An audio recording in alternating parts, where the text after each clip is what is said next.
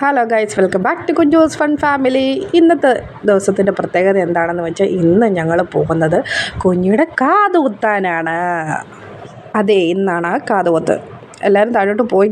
എല്ലാവരും ഇല്ല, ഞാനും അമ്മയും കുഞ്ഞിയും മാത്രമേ ഉള്ളൂ. മനുവേട്ടൻ ഇന്ന് ജോലി ഉണ്ടായിരുന്നു. അപ്പം വീട് പൂട്ടി ഞാൻ ഇറങ്ങി താഴോട്ട് പോവുകയാണ്. ഞങ്ങൾ ഓട്ടോയിലാണ് പോകുന്നത് കേട്ടോ.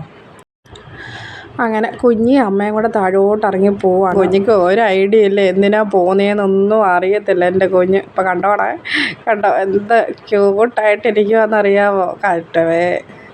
അങ്ങനെ ഞങ്ങൾ ഓട്ടോ വെയിറ്റ് ചെയ്തിരിക്കുക. ഓട്ടോ വന്ന് അങ്ങനെ ഞങ്ങൾ ഊട്ടിയിൽ കയറി. അപ്പോൾ അതിൻ്റെ ഇടയ്ക്ക് ഞങ്ങൾക്ക് റേഷൻ കട വരെ ഒന്ന് കയറണമായിരുന്നു. അമ്മ അപ്പോൾ പോയി റേഷൻ കടയിൽ കയറി. ഞാനിപ്പുറത്ത് അവിടെ വെയിലായതുകൊണ്ട് ഇങ്ങോട്ട് മാറിയിരുന്നു. അങ്ങനെ ഞങ്ങൾ കടയിലെത്തി ഗൈസ്. പുള്ളിയാണെങ്കിൽ കാത് കുത്താനുള്ള സാധനങ്ങളെല്ലാം എടുക്കുക. ഞങ്ങൾ കമ്മലായിട്ടാണ് പോയത് കേട്ടോ. അങ്ങനെ അതിന് മുമ്പ് കുഞ്ഞ് ഒന്ന് സൂപ്പിക്കാൻ വേണ്ടി ഒരു ജ്യൂസൊക്കെ മേടിച്ച് കൊടുത്ത് അപ്പോഴത്തേക്കിന് ആ സമയം വന്ന് ആ ചേട്ടൻ എന്തൊക്കെയോ പറയുന്നുണ്ട് കുഞ്ഞിനെ കൂളാക്കാൻ വേണ്ടി. പക്ഷേ കുഞ്ഞിക്ക് ഇതിനെപ്പറ്റി ഐഡിയ ഇല്ലാത്തതുകൊണ്ട് ആദ്യമൊന്നും അങ്ങനെ വലിയ ഇതൊന്നും ആയില്ല. പിന്നെ ആലോചിച്ച് ഈ മാമനെന്തിനാ എൻ്റെ ചെവി പിടിക്കുന്നത്. അയ്യോ, കുത്തിയ ഒരിതുണ്ടായിരുന്നു കേട്ടോ. ഒരു സങ്കടമാണെന്നോ മുഖത്ത് കണ്ടാലറിയാം കട്ടവേ. നല്ല പോണൊക്കെ കരഞ്ഞു എന്ന് ചോദിച്ചാൽ നല്ലപോലെ കരഞ്ഞു വന്നില്ല കേട്ടോ. ആദ്യത്തെ കുത്തി കഴിഞ്ഞപ്പോഴത്തേന് കുഞ്ഞങ്ങ് ഭയങ്കരമായിട്ട് പിണങ്ങുകയാണ് ചെയ്തത് കേട്ടോ. പിണങ്ങി അങ്ങ് കണ്ടോ, മുഖം കണ്ടാലറിയോ ഒരു പിണങ്ങി മാറിയുള്ള ഇരുത്തൊക്കെയാണ്.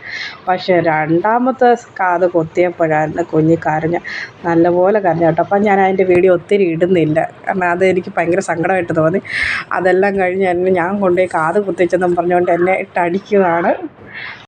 അത് കഴിഞ്ഞ് ഞങ്ങൾ നേരെ പോയത് ആശുപത്രിയിലോട്ടാണ്. വേറെ ഒന്നുമല്ല, അമ്മയ്ക്കാണെങ്കിൽ ആശുപത്രിയിൽ പോകേണ്ട ആവശ്യമുണ്ടായിരുന്നു. അത് കഴിഞ്ഞ് നേരെ ഞങ്ങൾ വീട്ടിലേക്കാണ്.